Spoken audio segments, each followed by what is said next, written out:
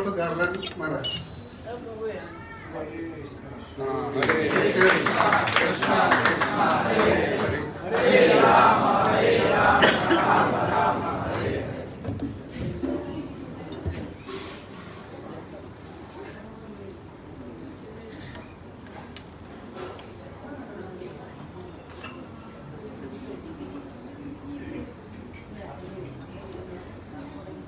हरे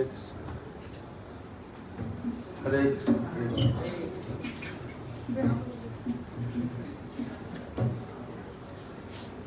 नमः ओम विष्णुपादाय कृष्णपृष्ठाय भूतले श्रीमते भक्तिवेदांत स्वामिनेति नामिने नमस्ते सारस्वती देवे गौरवाणी प्रचारिणे निर्विशेष शून्यवादी पाश्चात्य रहिताय।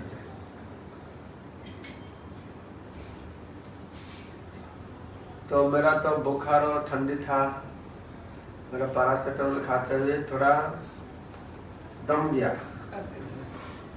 सुधारा नहीं। मैं सोचा ठीक हो गया, मेडिसिन बंद कर दिया।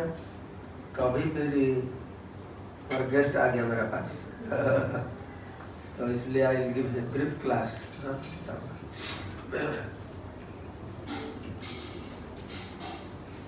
हमारा जितना वैदिक शास्त्र है, वेद वेदांत उपनिषद पुराण, उसमें भागवत के बारे में बोला जाता है। ये भागवत क्या है? ये वेदोर तरर गलितम फल, वेद रूप पेड़ का परिपक्व सुमिष्ट और रसयुक्त फल है श्रीमद् भागवत। अच्छा, अब वेदांत का साथ क्या संपर्क है भागवत का? बताता है सर्व वेदांत सार ही श्रीमद् भागवत में स्थित है। सब वेदांत का सार वस्तु भागवत में दिया गया। फिर गायत्री का साथ क्या संपर्क है? न गायत्री भाष्य रूप असु भारतार्थ विनिर्णय। ये भागवत गायत्री का भाष्य है और महाभारत का अर्थ को वर्णन करता है। भारतार्थ विनिर्णय। तो इसलिए ये भागवत को महापुराण बोला जाता है। हमारा 3 तरह का पुराण है। तामसिक पुराण है, 18 पुराण में से तामसिक पुराण है, और राजसिक पुराण है, सात्विक पुराण है। लेकिन ये भागवतम ये निर्गुण होता है। लोगों को निर्गुण स्तर में उठाने के लिए इसका लक्ष्य है। काम और मोक्ष से मुक्ति देने वाला है। वैदिक साहित्य में काम और मोक्ष में बताया, भुक्ति और मुक्ति 2 चीज होता है। लोगों को 2 चीज चाहिए, भुक्ति चाहिए और मुक्ति चाहिए। भोग चाहिए नहीं तो मुक्ति चाहिए। तो कौन सा अच्छा है? भुक्ति अच्छा है ना मुक्ति अच्छा है? कौन सा अच्छा है? मुक्ति अच्छा है ना भुक्ति? भुक्ति में ना भोग, कौन सा अच्छा है? मुक्ति अच्छा है। सब लोग बोलेंगे मुक्ति अच्छा है, लेकिन सब मुक्ति अच्छा है, लेकिन मुक्ति का मतलब क्या कोई बोल नहीं पाएंगे। क्या तुम समझते मुक्ति मतलब? मुक्ति का मतलब, जो लोग मुक्ति का शब्द सब व्यवहार करता है, लेकिन जो लोग मुक्ति के लिए कोशिश करते हैं और लोगों को मालूम है मुक्ति का मतलब क्या है। हम लोग इस भवबंधन से मुक्ति लाभ करके एक चिन्मय आत्मा निराकार ब्रह्म में लीन हो जाएगा। ये है मुक्ति। तो कौन सा अच्छा है? भुक्ति अच्छा है ना मुक्ति अच्छा है? हाँ, मुक्ति अच्छा नहीं है। मुक्ति तो भुक्ति से और बुरा है। भगवान का एक हो जाना, लीन हो जाना, आपका अस्तित्व को खो देना। इसीलिए बताते हैं, अज्ञान तमेरे नाम कहिए कैतव, धर्म अर्थ काम मोक्ष वांछा आदि सब। ये 4 पुरुषार्थ सुने हुए हम लोग, चतुर्वर्ग 4 पुरुषार्थ, धर्म अर्थ काम मोक्ष। तो इससे तो लगता है ये चारों में मुख्य श्रेष्ठ है, लेकिन हमारा वैष्णव आचार्य का विचार अलग होता है। वैष्णव आचार्य तो चारों ही अज्ञान तमेरे नाम कहिए कैतव, धर्म अर्थ काम मोक्ष वांछा, ये इच्छा करना, ये अज्ञान है, अंधकार है और चिटिंगबाज है, प्रतारणा है। और तार मध्य मोक्ष वांछा कैतव प्रधान, मुक्ति करने का वासना, ये सुपर चिटिंगबाज है। समझते हैं? प्रभुपाद ने बोलते हैं एक मुक्ति कामी और भुक्ति कामी है। इस दोनों में ज्यादा भोगी कौन है? मुक्ति कामियों ने ज्यादा भोगी है। कैसा सुनो? प्रभुपाद बोलते हैं जो लोग भोग करना चाहते हैं, ये तो थोड़ा बहुत भला खाएगा, पिएगा, सोएगा, भोग करेगा। लेकिन जो लोग मुक्ति चाहते हैं, ये थोड़ा थोड़ा भोग से यथेष्ट नहीं, उसमें मैं भगवान बन जाऊंगा, सबसे ज्यादा भोग कर पाऊंगा। तो कौन सा भोगी है? मुक्ति वाला भोगिया ना मुक्ति वाला भोगी है? हाँ, मुक्ति वाला का अंतर में ज्यादा भोग का वासना है। वो लोग छोटा मोटा भोग से संतुष्ट नहीं होता है। मैं भगवान से एक हो जाऊंगा, बस मेरा सब भोग मिल जाएगा। इसीलिए बोलता है तार मध्य मुक्ति वांछा कैतव प्रधान। हमारा गुरु महाराज बोलते हैं हम लोग को पुण्य कर्म करते हैं, जो कुछ करते हैं, हम लोग पुनर्जन्म मिलेगा तो कुछ चांस है, पुनर्जन्म मिलेगा। वो कुत्ता होकर जन्म होगा तो कभी भी चांस है वैष्णव का झूठा छोड़ा मिल खा पाएगा। भगवान का प्रसाद का फूल का हार फेंक देते हैं, वो सड़ जाता है, कीड़ा हो जाता है। तो कीड़ा होकर जन्म हुआ अच्छा है ना? नहीं अच्छा है ना? नहीं। भगवान का प्रसाद फेंका हुआ प्रसाद वाला में कीड़ा बन के जन्म हो, ये अच्छा है ना? नहीं। अरे हर रोज प्रसाद मिलेगा तुमको ना? और मुक्ति मिलने से क्या होगा? साधु संग मिलेगा, प्रसाद मिलेगा तो महाशून्य में भासते रहेंगे, कोई नहीं गुजारेगा। गुरु बात बताए कभी कभी नारद को नहीं आसमान में जाते तो उनके शरीर में लग जाएगा तो थोड़ा उनका सौभाग्य आएगा। तो इसलिए भागवत को श्रेष्ठ शिक्षा दिया जाता है। और हम लोग के लिए भागवत जरूरी क्यों ना? भागवत का एक काम है, ये अनर्थ को दूर करता है। सुनतां सुकथा कृष्ण पुण्य श्रवण कीर्तना हृदयंतस्थ अभद्राणी विधुरति सुरित सतांग। हृदयंतस्थ, हमारा हृदय में बहुत से अभद्र है। अभद्र क्या है? भौतिक कामना वासना है, इसको दूरीभूत करता है। सुनतां सुकथा कृष्ण, कृष्ण कथा श्रवण करने से ये भौतिक वासना आस्ते आस्ते दूर होता है।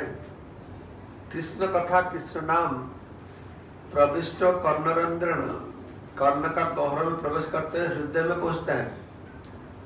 प्रविष्ट कर्णरंध्रण स्वानुभव सरल हो, उसके बाद आपका अनुभव का अनुसार धुनोति समलम कृष्ण। ये कृष्ण पूरा महिला को परिष्कार करते हैं। कृष्ण नाम कृष्ण कथा महिला को हृदय में परिष्कार करते हैं। तो जैसा बारिश का दिन में कुएं का पानी, नदी का पानी खूब क्या होता है, मैला देखा जाता है। और शरद ऋतु में साफ जाता है। सलिल से तथा शरद ऋतु में पानी का हालत जैसा होता है ना। ये भगवान का कथा श्रवण करने से हमारा हृदय में जो मैला है, कितना मैला है? हृदय तो छोटा, इतना हाथ है तो छोटा मैला होगा। हाँ?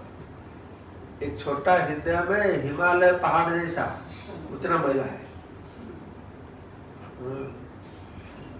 शुद्ध धुनति, धुनति मतलब उसको धोके परिष्कार करते हैं। तो जो क्या होता है, इसको अनर्थ बोलता है। भागवत में बताया गया अनर्थ उपशमम साक्षात योगम अध्यक्षते। अनर्थ को उपशम कर पाएंगे, कम कर पाएंगे क्या करने से? न भक्ति मूलक सेवा करने से। लेकिन लोगों को मालूम नहीं कैसा करना है। लोकस्य अजानत, अजानत मतलब जाना नहीं, मालूम नहीं। लोकस्य अजानत विद्वान चक्र शाश्वत संहिता, विद्वान श्रील व्यासदेव ने चक्र मतलब प्रणयन किए शाश्वत संहिता। वैदिक साहित्य इसका मुकुटमणि होता है श्रीमद् भागवतम। जस्यं वैश्वर्यमाने कृष्ण परम पुरुष से भक्ति उत्पदते, जिसको श्रवण करने से सिर्फ हमारा हृदय परिष्कार होता है ऐसा नहीं, कृष्ण का चरण कमल में भक्ति का उदय होता है, उत्पन्न नहीं होता है। भक्ति का उत्पन्न नहीं होता है, उदय, भक्ति हर समय है, उसका उदय होता है। तो भक्त लोग हर समय बहुत व्यस्त होते हैं और कैसा भक्ति मिलेगा, कैसा भक्ति मिलेगा। तो भागवत में बता दिए दर्शन वैश्वर्यमाने कृष्ण परम पुरुष से भक्ति उत्पदते, भागवत श्रवण करने से परम पुरुष परम ब्रह्म भगवान का चरण कमल में भक्ति उत्पन्न होता है। और शोक मोह भयापहा, शोक मोह भय दूर चले जाता है। इसलिए भागवत शुरुआत में बताया गया नित्यं भागवत सेवया भगवत उत्तम श्लोक के भक्ति भवति नैष्ठिकी है ना, नष्ट प्रायश अभद्रेशु नित्यं भागवत, हर रोज भागवत पढ़ो, तब क्या होगा? अभद्र नष्ट प्रायश, नष्ट प्राय मतलब प्राय नष्ट हो जाएगा, प्राय नष्ट हो जाएगा मतलब कुछ रह जाएगा, है ना। नष्ट प्रायश अभद्रेशु नित्यं भागवत सेवा, हर रोज भागवत पढ़ने से तुम्हारा अभद्र नष्ट प्राय हो जाएगा, प्राय नष्ट हो जाएगा, वो थोड़ा थोड़ा रह जाएगा, तो उसको कौन दूर करेगा? वो दूर होगा कैसा? वो दूर होगा गुरु कृपा से, नहीं तो कोई गुरु को पता नहीं देंगे ना, सब तो भागवत पढ़ते हैं भागवत हम चले जाएंगे, और गुरु को जरूरत नहीं होता है। इसलिए भगवान ने बताया नहीं, ऐसा नहीं होगा। इस श्लोक पूर्व श्लोक में ऐसा बताया अनर्थ उपम साक्षात भक्ति जगम अथक्यते, तो अनर्थ साक्षात दूरीभूत तो होता है, लेकिन स्वयं अनर्थ नहीं जाएगा, थोड़ा रह जाएगा। नष्ट प्राय प्राय नष्ट हो गए, और पूरा तरीका अभद्र को दूर करने के लिए सतगुरु का आशीर्वाद चाहिए। सतगुरु के बारे में बताया था उसी मंदिर में, कैसा समझेगा सतगुरु कौन है। सतगुरु होने से हमको सब कुछ अच्छा हो जाएगा ऐसा नहीं, हमको सत शिष्य भी होने पड़ेगा। शास्त्र में बताते हैं ऐसा आत्मज्ञान बहुत दुर्लभ है, तो आत्मज्ञान लोगों को जानकारी करने लोग को है, तो उसको उपलब्धि करने का लोग दुर्लभ है। उपलब्धि करने का लोग मिलते हैं तो उसको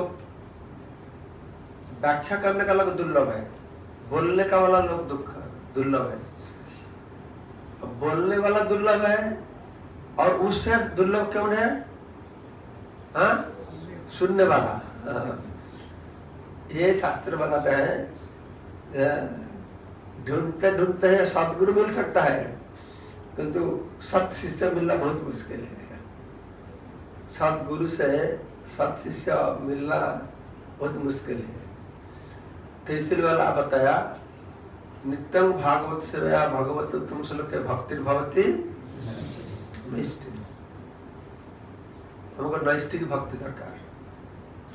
तो दो भक्ति है, एक अनिष्ठित भक्ति है और एक निष्ठित भक्ति है। अनिष्ठित भक्ति क्या होता है? हम लोग भक्ति करते हैं जब अनर्थ हमारे पास है तो हम लोग भक्ति करते हैं, वो अनिष्ठित भक्ति होता है। तो वो अनिष्ठित भक्ति अनर्थ होते हुए भक्ति करता है, लेकिन भक्ति करते हुए सुनोतंग सुखदा कृष्ण पुण्य श्रवण कीर्तन जब होता है तब क्या होता है? फिर वो अनर्थ चले जाता है। भक्ति भवति नैष्ठिक, ये अनिष्ठिता से निष्ठता आता है, जब अनर्थ चले जाता है। तो अनर्थ क्या है? अनर्थ का मतलब क्या है? अर्थ का मतलब क्या है? अर्थ का मतलब रुपया, अर्थ का मतलब क्या है? धन संपद है ना, ये अर्थ है ना। तो ये अर्थ के बारे में जब बताते नहीं, ये धन संपद अर्थ नहीं है। एक अर्थ है, एक अनर्थ है, एक अर्थ है, एक परमार्थ है। इस अनर्थ क्या है? अर्थ मतलब जिसका पास धन संपद बहुत है वो अर्थवान है, जिसे धन संपद नहीं वो अनर्थवान है ना। जिसे धन संपद नहीं वो अनर्थवान है, ठीक है। तो हम लोग सब अनर्थवान, गरीब लोग जो अनर्थवान है। ये अर्थ अनर्थ का इसीलिए व्यवहार नहीं किया गया। ये अनर्थ 4 तरीका होता है, इसीलिए शास्त्र पढ़ के हम लोग भगवान को समझ नहीं पाएंगे। आचार्य लोगों को व्याख्या श्रवण करने समझ पाएंगे। लिखा है अनर्थ ऊपर समझ, साक्षात अनर्थ क्या है कुछ समझते नहीं, सब बोल देते हैं अनर्थ चला जाएगा। अनर्थ क्या अनर्थ है? और प्रभुपाद अनुवाद कर दिए मेटेरियल कंटामिनेशन हो गया। लेकिन आचार्य लोगों ने बताया नहीं, इतना ही नहीं। इसलिए एक होता है शास्त्र रीडिंग करना और एक होता है शास्त्र स्टडी करना। रीडिंग करना, स्टडी करना एक ही नहीं होता है। रीडिंग क्या होता है? समझते नहीं समझते पढ़ जाता है। और स्टडी करना क्या है? उसका अंदर में जाके समझते क्या चीज अंदर में, क्या अनर्थ है इसको। तो 4 तरीका अनर्थ होता है। एक है स्वरूप भ्रम, 2 नंबर असत तृष्णा, 3 नंबर हृदय द्रवल्य, 4 नंबर अपराध प्रवणता। ये 4 अनर्थ हर इंसान का अंदर में है।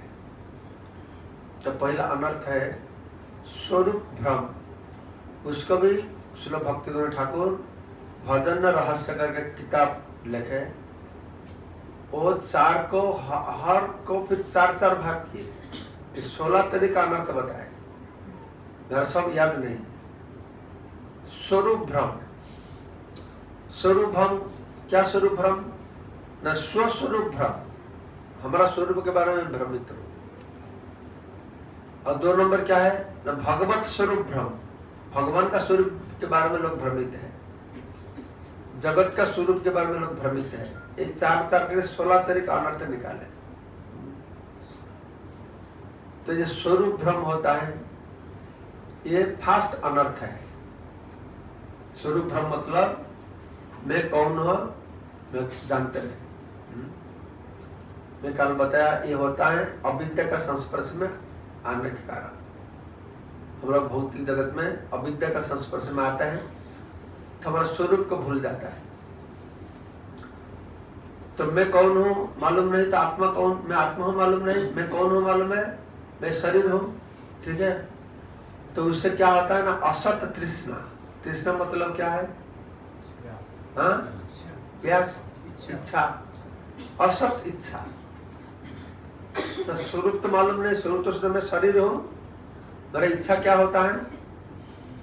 हाँ, अच्छा खाऊंगा, अच्छा पहनूंगा, अच्छा रहूंगा। वो जो तृष्णा है, इच्छा है, ये सत्य है ना असत्य है? हाँ? ये असत्य है क्योंकि मेरा स्वरूप तो भ्रम है, इसलिए इच्छा भी असत्य है। और हृदय द्रवल्य, भगवान को पूर्ण भरोसा नहीं। और भी 1-2 है, मैं भूल गया, पढ़ा था। तो उसके बाद अपराध प्रवणता, ये सबसे डेंजरस अनर्थ है। अपराध करना, किसका अपराध करना? हाँ, वैष्णव का अपराध करना, कृष्ण के चरण में अपराध करना, हर जीवों का चरण में अपराध करना।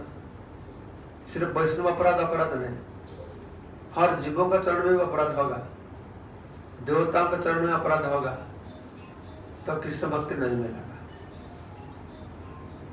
तो अपराध करना हमारा इनबिल्ट है, सब छोड़ पाएंगे, तो वैष्णव निंदा करना छोड़ना बहुत मुश्किल है। तो वैष्णव निंदा करने से जितना आनंद आता है ना, और किसी भी इतना आनंद नहीं आएगा। हमारा भक्त लोग प्रैक्टिस जो करते हैं, मछली छोड़ दिए, दारू छोड़ दिए, सब छोड़ दिए, लेकिन एक छोड़ नहीं पाता है, वो वैष्णव निंदा। एक गौड़ी मठ का महाराज बोलते थे मेरे को, ये वैष्णव निंदा ये पिकल जैसा है। आचार होता है ना, खीरी पूरी लुच्ची आएगा तो टेस्टी है, लेकिन पिकल आएगा तो क्या होगा, मुंह से पानी गिरेगा। तो वैष्णव अपराध ऐसा होता है। तो इसीलिए ये 4 तरीका अनर्थ है: स्वरूप भ्रम, असत तृष्णा, हृदय द्रवल्य और अपराध प्रबलता। ठीक है, एक बार सुनने से याद नहीं रहेगा, फिर पढ़ेंगे आप लोग। ये भजन रहस्य में है। और विश्वनाथ चक्रवर्ती माधुर्य कांतवनी में 4 तरीका अपराध के बारे में बताए। जो अपराध जिधर से उत्पन्न होता है उसी का बेसिस से एक होता है दुष्कृत अनर्थ, दुष्कृति पाप, पाप कर्म करने के कारण जो अनर्थ आता है। पाप कर्म क्या है, गरीब है, पाप कर्म क्या बीमार है, जैसा मैं बीमार हूँ, कोई पाप किया था, खुचरा पाप किया था, ये पाप से होता है। इसको बोलते हैं दुष्कृत अनर्थ, जो हमारा भक्ति में बाधा देता है। और एक होता है सुकृत अनर्थ, और पुण्य से भी अनर्थ उत्पन्न होता है। पूर्व पुण्य के कारण वो धनी बन गया, बड़ा बिजनेस बन गया, अहंकार आ जाता है। अब भगवान को कुछ मानते नहीं, सब कुछ मेरा है, सब तो मेरे को पूजा करते हैं, मैं फिर किसको पूजा करूंगा। ये होता है पुण्य कर्म का अनर्थ है। सुकृत दुष्कृत, और एक अपराधोत्थ अनर्थ, अपराध से। ये सब अनर्थ हमको भक्ति से गिराने के लिए मदद करता है, भक्ति में बढ़ नहीं पाएंगे। तो भक्ति से क्यों हम लोग गिरते हैं, इसके बारे में कोई एक लेक्चर में बताया इधर कोई क्लास में, इसको याद है? कल आपका घर में बताया था, किधर बताया था?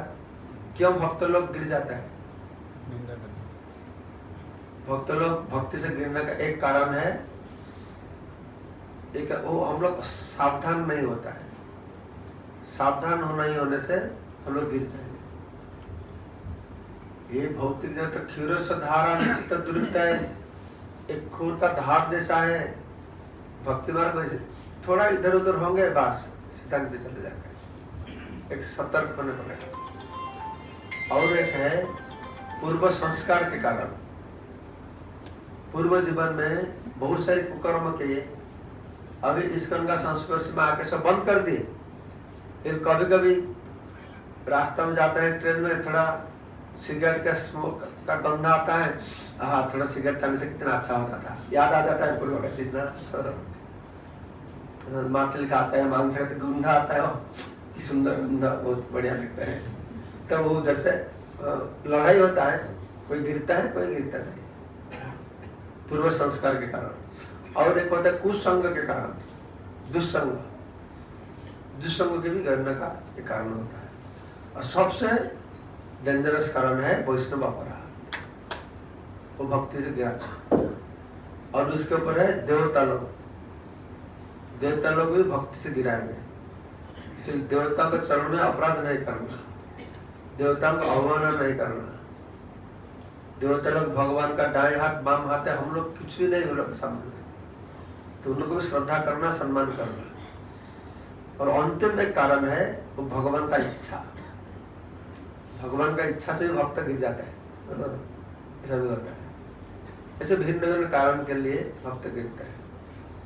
तो दुष्कृत था अनर्थ, सुकृत था अनर्थ, अपराध था अनर्थ।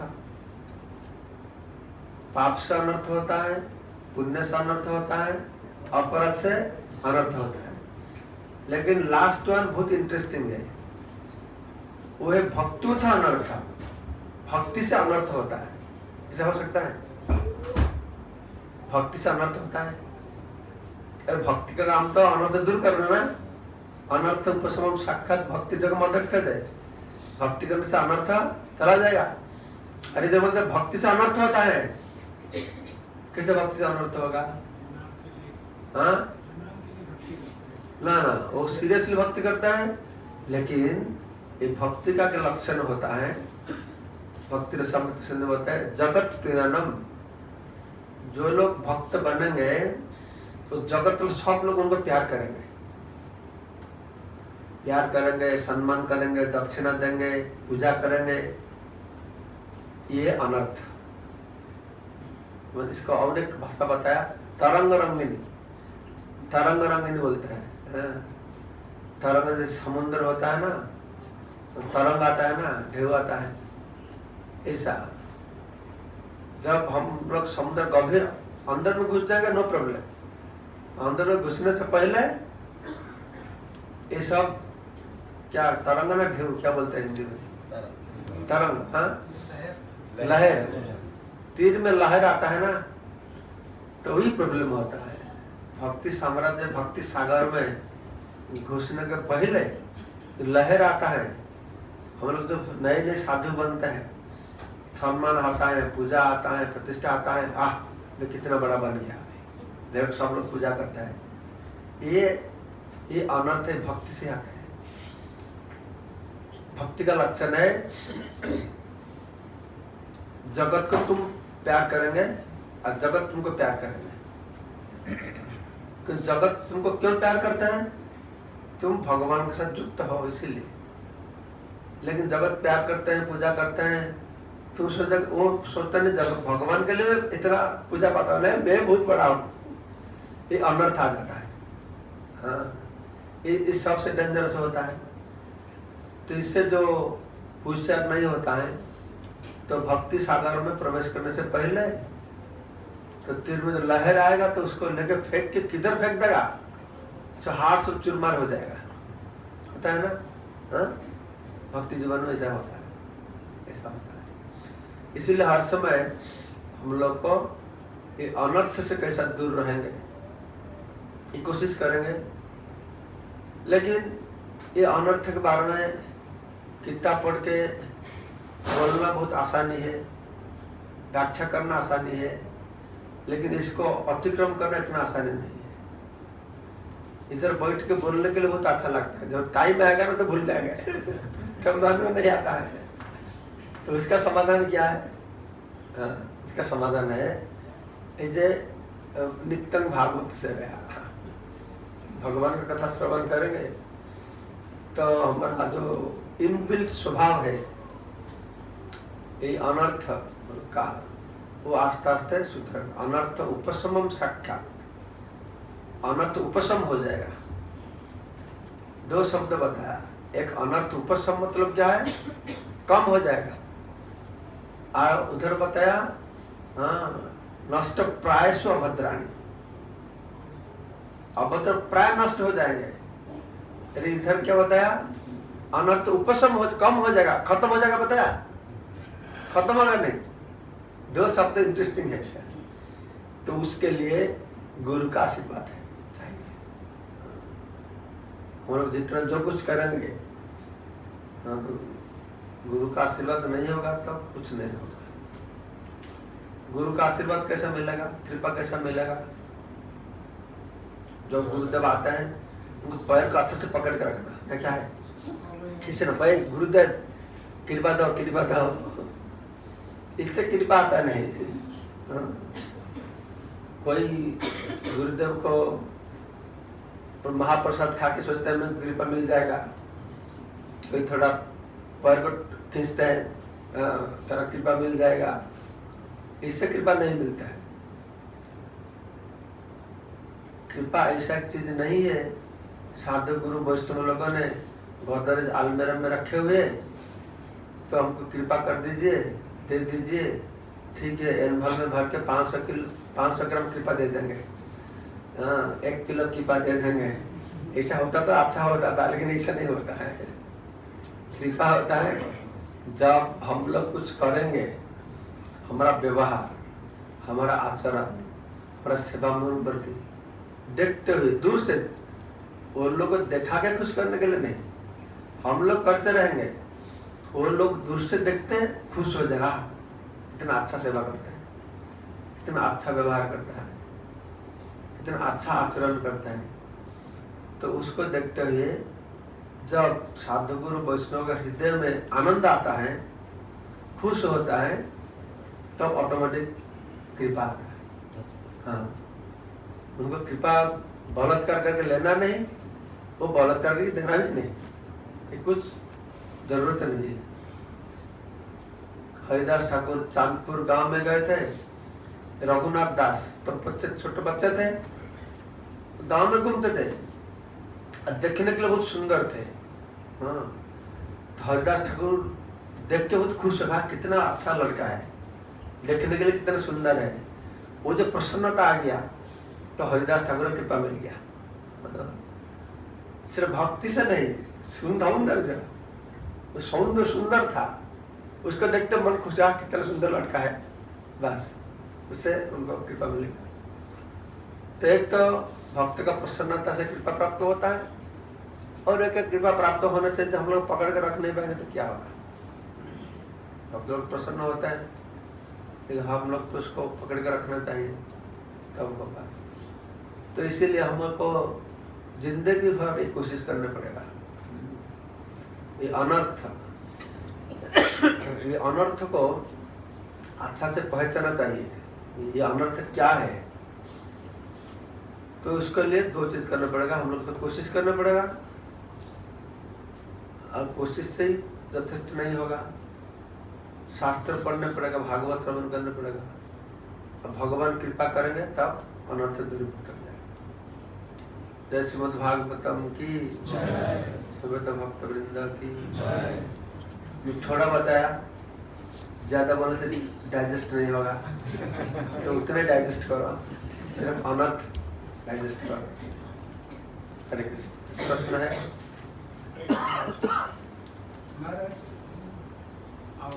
yesterday night क्लास में बोला था आपने, प्रेम से सेवा उत्तम करके बोला था। प्रेम से सेवा श्रेष्ठ है का कैसा बोला? तो दास्य और सेवा दोनों सेम है ना, तो डिफरेंट है ना? देखो, दास्य हो, सख्य हो, वात्सल्य हो, मधुर, सब में सेवा भाव ही है। नंद यशोदा वो तो वात्सल्य रस का है, लेकिन भाव क्या है? कृष्ण का सेवा करना, कृष्ण को आनंद देना।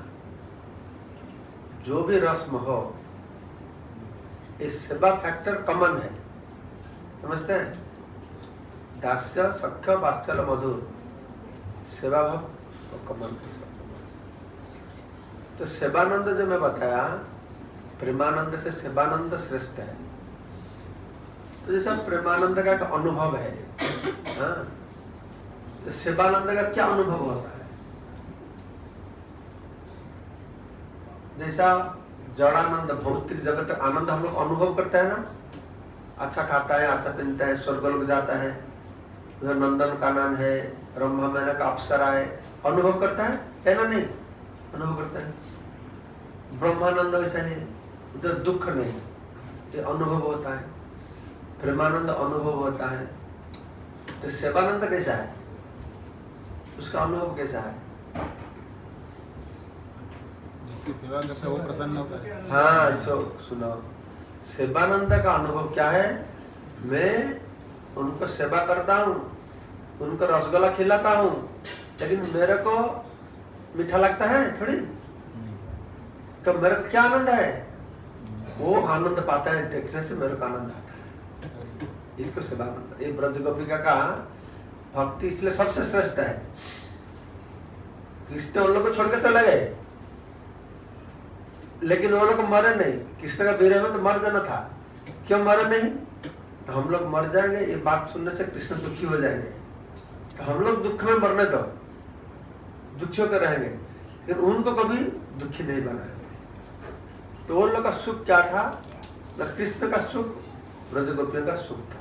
सेवानंद का सुख मतलब नहीं मैं राजा का सेवा करता हूँ, राजा तो अच्छा बेड पर सोता है, मैं भी बैठ के मैसेज करता हूँ, मैं भी थोड़ा सुख पाता हूँ, है ना। एक होता है ना जो राजा वो जो सुख पाता है, उसका सेवक में भी सुख पाता है, लेकिन ये प्रेम में भी सुख नहीं है। ये सिर्फ कृष्ण को आनंद आता है, देखने से सुख होता है ना। नहीं, तुम्हारा बेटी को तुम रसगुल्ला खिलाने से बेटी जो खुश होता है, तुमको आनंद आता है ना। नहीं, हाँ? वो तो खाता है, तुमको आनंद आता है क्या? तुमको तो प्यार करते हो, समझते हैं ना, एकदम से समझ पाता है। तो उस सेवानंद मतलब उसका यही अनुभव है। क्या अनुभव है? मैं जिसको प्यार करता हूँ वो खुश है, इतना। तो इससे मालूम होना चाहिए ये भगवत भक्ति कितना शुद्ध है, हाँ? कितना शुद्ध है, कितना पवित्र है, कितना उन्नत है, कितना श्रेष्ठ है। इधर ये भूत प्रेत को पूजा करना, कर्मकांड करना, ज्ञान कांड करना, अशुद्ध भक्ति कितना गंभीर, तो चैतन्य चरितमृत बताएगा। ठीक है, समझे? और कोई प्रश्न है? महाराज आपने वैष्णव निंदा वैष्णव अपराध के बारे में बताया, तो मैं आपसे महाराज एक प्रश्न है कि वैष्णव जो अपराध करते हैं, निंदा करते हैं, उसका मूल कारण क्या, हम क्यों करते हैं?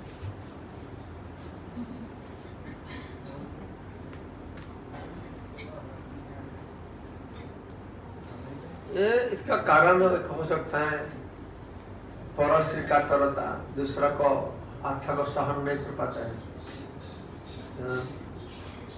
निंदा करना, ये हमारा आदत है भौतिक जगत में। भगवान श्री कृष्ण को भी निंदा करता है, वैष्णव को निंदा करते हैं, जीव को निंदा करता है। इसीलिए ये निंदा करना, अपराध करना एक अनर्थ है, जो अनर्थ हम लोग भौतिक जगत में प्रवेश करने से ही इस अनर्थ को लेके इस इनबिल्ट अनर्थ हमारे अंदर में, इसलिए बोलते सबसे best sense gratification, the highest sense gratification one derives by Vaishnava निंदा। कामिनी कांचन छोड़ पा सकता है, लेकिन वैष्णव निंदा छोड़ नहीं पाएंगे, इतना टेस्टी है। आप फिर वैष्णव निंदा के बारे में एक किताब में देखा, इसे पब्लिश किया, वो बहुत डिटेल लिखा है, लगता है कितना तरीका वैष्णव निंदा है। मन में निंदा करता है, कोई वाक्य में निंदा करता है, कोई किसको पिटाई करके निंदा करता है, कौन सा भावना में वैष्णव निंदा करता हो, सब डिटेल लिखा है।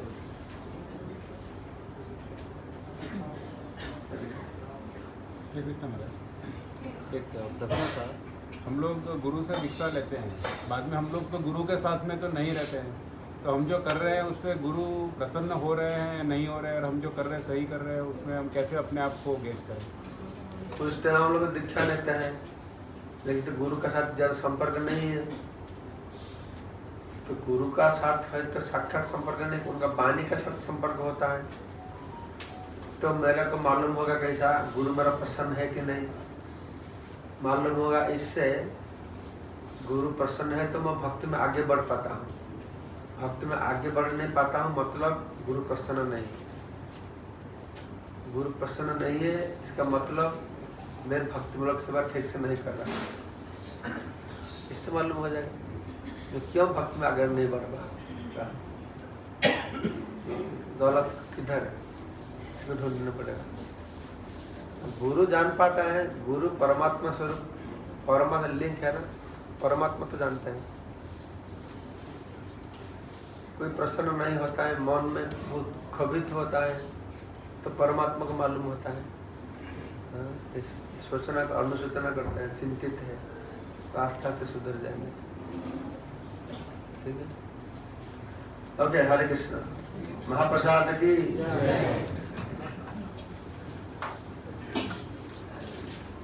आइए, महाप्रसाद अभी प्रभु लोग इस साइड से आइए, माता जी लोग इस साइड से आइए, महाराज साहब से प्रसाद लीजिए।